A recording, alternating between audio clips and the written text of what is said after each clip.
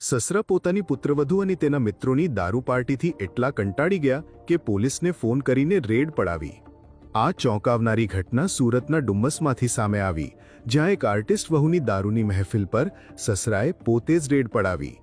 હવે police control રૂમને એક અજાણ્યો કોલ મળ્યો, જ્યાં કોલ કરનારે જણાવ્યો કે તેમની પુત્રવધુ પોતાના મિત્રો સાથે ડુમ્મસની જાણીતી વીકેન્ડ એડ્રેસ હોટલના રૂમ નંબર 443માં દારૂની પાર્ટી કરી રહી છે.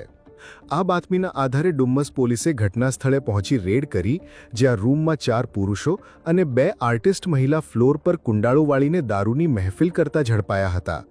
પાર્ટીમાં 2 મહિલાઓ જ હતી, જેમાંથી એકના સસરાએ પોલીસને બોલાવી હતી.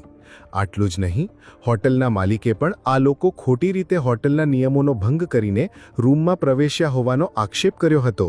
ત્યારે 7 મોબાઈલ ફોન અને દારૂની બોટલ સહિત પોલીસે 2.55 લાખનો મુદ્દામાલ ઝડપી વધુ તપાસ હાથ ધરી છે.